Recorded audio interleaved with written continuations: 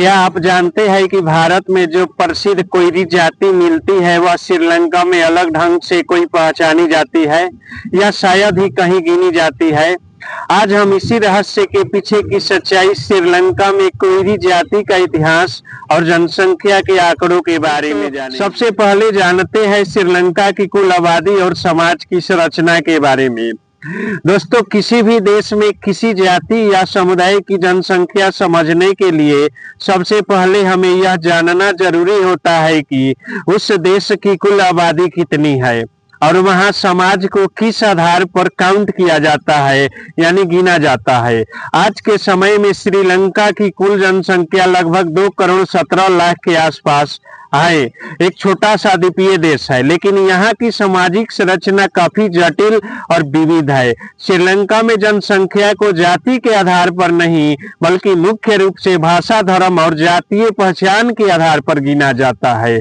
अगर हम सरकारी आंकड़ों को देखें तो श्रीलंका की लगभग 74% आबादी सिंहली समुदाय से आती है, लगभग 12 से 13% तमिल समुदाय से आती है और करीब 10% मुस्लिम समुदाय है। और इसके अलावा कुछ छोटे छोटे अन्य समुदाय भी वहां रहते हैं।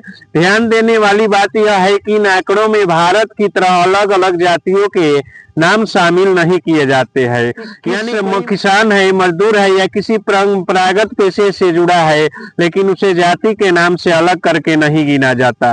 यही वजह है कि जब हम श्रीलंका में कोई भी जाति, किसी जाति की जनसंख्या जुटाते हैं तो हमें सीधा जवाब नहीं जानेंगे आखिर कोयरी जाति का नाम श्रीलंका में क्यों नहीं मिलता है। दोस्तों, अब यहाँ सबसे बड़ा और अहम सवाल पैदा होता है, जिससे कोयरी जाति को हम भारत में बहुत अच्छी तरह से जानते हैं कि वह श्रीलंका में भी उसी तरह से मौजूद है। भारत में कोई भी जाति को मुख्य रूप से कृषक समुदाय के रूप में पहचाना जाता है। बिहार, उत्तर प्रदेश, झारखंड और आसपास के इलाकों में यह समाज खेती किसानी से जुड़ा रहा है और सामाजिक पहचान भी इसी नाम से बनी है। लेकिन दोस्तों, जब हम यही सवाल श्रीलंका के संदर्भ में उठाते हैं तो हमें एक चौंकाने वाली सच्चाई पता चलती है। श्रीलंका की किसी भी आधिकारिक जनगणना या सरकारी व्यवस्था में कोयरी नाम की जाति अलग से दर्ज नहीं है। इसका मतलब यह बिल्कुल नहीं है कि वहां खेती करने वाले लोग नहीं है। असल में श्रीलंका में किसान और कृषि से जुड़े लोग अपनी जाति के बजाय अपनी भाषा और समुदाय की पहचान से जाने जाते हैं।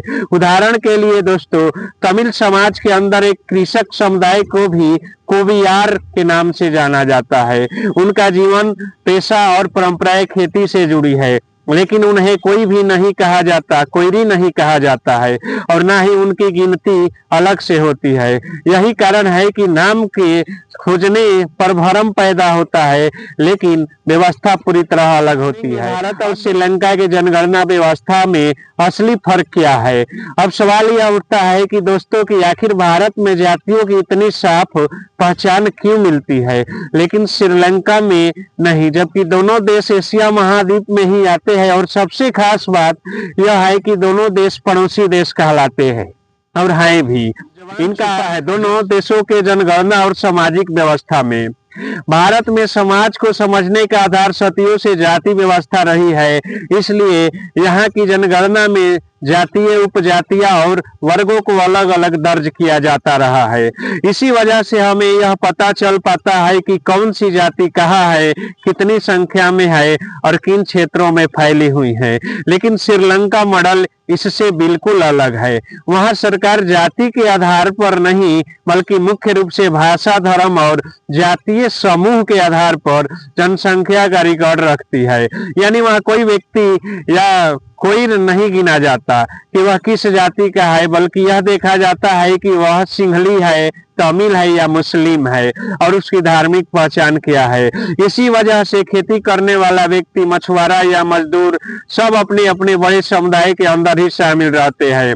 और यही कारण है कि कोयरी जैसी जाति का अलग अलग श्रीलंका में कोई रिकॉर्ड मौजूद नहीं मिलता। सीधे शब्दों में कहे तो जाति है, लेकिन सरकारी आंकड़ों में वह पहचान नहीं है। कर लेते हैं श्रीलंका में कोई भी जाति के, कोयरी जाति के इतिहास, पहचान और छुपी हुई सच्चाई के बारे में। दोस्तों, अब यहाँ एक बहुत जरूरी बात समझनी होगी जिसे अक्सर लोग नजरअंदाज कर देते हैं। नाम बदल सकते हैं, पहचान बदल सकते हैं, लेकिन इतिहास और मेहनत नहीं बदलता। भारत और श्रीलंका के बीच सदियों से व्यापार और सांस्कृतिक संबंध रहे हैं। खेती किसानी से जुड़े कई समुदाय अलग अलग समय पर श्रीलंका पहुंचे। कुछ व्यापार के कारण, कुछ अंग्रेजों के दौर में मजदूरी के लिए। इन लोगों की पहचान वहां उनकी भाषा और समुदाय से जुड़ गई, न कि भारत में इस्तेमाल होने वाली जाति नाम से।